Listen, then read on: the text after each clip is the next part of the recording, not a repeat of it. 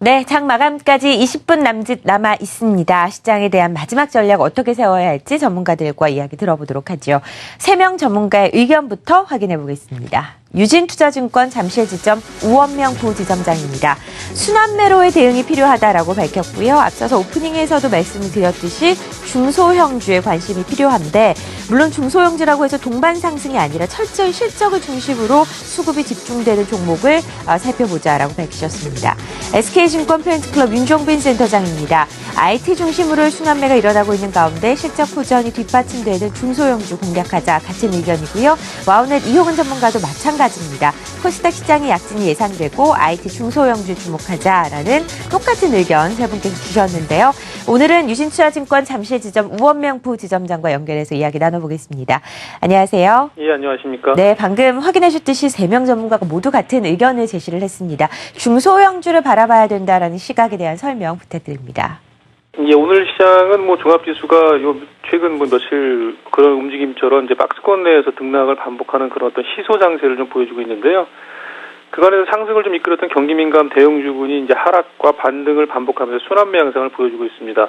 아무래도 지금 종합지수 같은 경우는 추가적인 상승이 좀 부담스러운 구간이기 때문에 아무래도 그 대형주 주가가 어떤 방향성을 갖고 움직이기는 쉽지 않은 그런 상황으로 판단이 됩니다. 반면에 그 말씀하신 것처럼 그간 대형주 상승장에서 소외됐던 중소형주들이 실적이 좀 뒷받침되는 종목들 중심으로 해서 일종의 이제 키 맞추기식의 어떤 상승 흐름들이 좀 이어지고 있는데요. 그렇기 때문에 지금은 대형주보다는 역시 중소형주를 통한 그런 매매가 수익률을 좀 제고시키기는 좀 더 유리한 상황으로 판단이 됩니다. 물론 이제 중소형주라고 해서 동반 상승한 그런 흐름은 아니고요. 철저히 실적을 중심으로 해서 이제 수급이 집중이 되고 있기 때문에 역시 실적에 기반한 종목별 대응이 필요하다고 말씀드리겠습니다.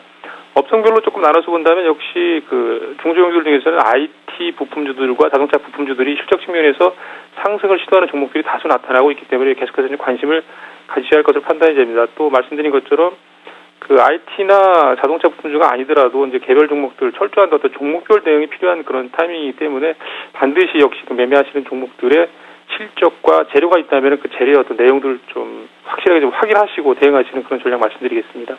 네, 시장에 대한 전략 그리고 업종까지 살펴봤습니다. 자, 계속해서 3명 전문가의 마감 전략 더 들어보겠습니다. 와우넷 박영식 전문가입니다. 현재 시장의 상승 모멘텀이 부재하다라고 보고 있고요. 개별 종목 중심으로 살펴보자라고 밝혔습니다. IT, 모바일 부품, 의류 등 내수 섹터가 부각될 것으로 예상하고 계시고요. 와우넷 김우신 전문가, 권고 투자 비중 어제보다는 좀 올랐습니다. 69% 제시를 했는데요. 이야기 조금 이따 나눠보고요. SK증권 안산지점 김동혁 부장입니다. 외국인들의 소폭 매도에도 투심이 냉각되는 상황이다라고 보고 있고요. 전기전자, 3D 프린터, 바이오, 소형 틈새 업종에 관심을 가지자라고 밝히셨습니다. 자, 오늘은 와우넷 김우신 전문가 연결되어 있습니다. 안녕하세요. 네, 반갑습니다. 김우신입니다. 외국인들의 매매에 의해서 시장이 굉장히 엇갈린 흐름을 나타내고 있습니다. 어제, 오늘 상당히 온도차가 나고 있죠. 전략 앞으로 어떻게 세우는 게 좋을까요? 네, 그렇습니다. 잘 지적해 주셨는데요. 지금 현재 시장에는 어떤 커다란 시장을 지배하는 악재도 없고요. 그렇다고 저 커다랗게 시장을 또 상승시킬 수 있는 상승 모멘텀이 될 수 있는 호재도 없는 상태입니다. 흔히들 이런 상태를 우리가 이제 재료가 부재인 상태다 이렇게 얘기를 하는데요. 이렇게 재료가 부재인 상태에서는 수급 동향이 상당히 중요하게 부각될 수밖에 없는 그런 시점입니다. 어제 같은 경우에도 외국인들 불과 매도세가 그렇게 많지 않았었습니다. 물론 장중에는 한 1,000억 원 가까이 매도했었습니다만 마지막 종가에 다시 매수세가 들어오면서 한 200억 정도의 매도세로 마감이 됐음에도 불구하고 시장이 굉장히 요동치는 모습을 좀 보였지 않습니까? 오늘은 또 아침부터 여기도 꾸준하게 매수해주면서 한 1,100억 정도 지금 매수세가 들어오고 있는데 시장에 이제 1,100억 정도 매수세가 들어오는 그런 흐름에서 어제 요동쳤던 부분들은 어느 정도 지금 완화되는 그런 모습들이 나오고 있습니다.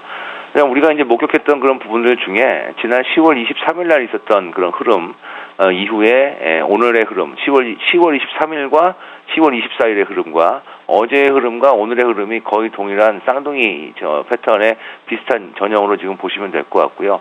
투자자들이 오늘 외국인들이 매수세를 강하게 유입시킴에도 불구하고 강하게 적극적으로 매수로 나서지 못하는 이유 중에 하나는 그 당시 10월 23일과 10월 24일 이후에 나왔던 10월 25일의 패턴을 지금 염두에 두는 그런 모습들이 어느 정도 지금 목격이 좀 되고 있는 것 같습니다.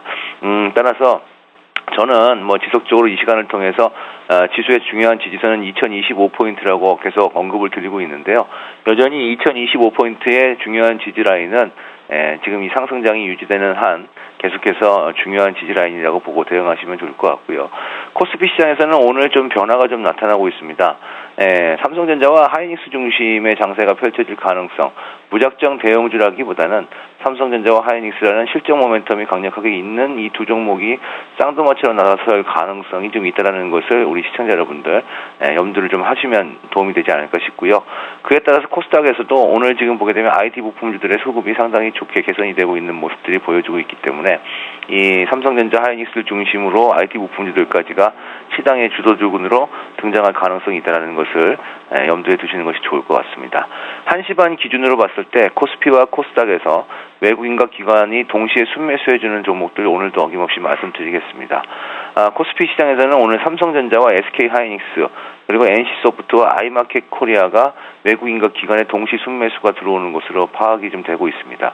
코스닥 시장에서는 파트론이나 시젠, 워딩 IPS, 솔브레인, 한글과 컴퓨터 같은 종목들이 외국인과 기관의 동시 매수가 들어오는 것으로 지금 보여주고 있기 때문에 이런 종목들은 관심 종목 등록해 두시면 도움이 되지 않을까 싶고요. 오늘의 권고 투자 비중은 어제보다 5% 증가한 69%로서 주말을 맞이하면서 그게 부담 없는 그런 비중으로 가실 수 있을 것 같습니다. 이상입니다. 주말 잘 보내십시오. 네, 코스피 시장에서는 대형 이 IT주들, 삼성전자, SK하이닉스가 반등을 하고 있고 코스닥 시장에서는 IT 부품주들이 따라가는 형상, 오늘 대표적인 현상이라고 볼 수 있겠습니다. 오늘 김우신 전문가와 함께 6인의 마감 전략 함께했습니다.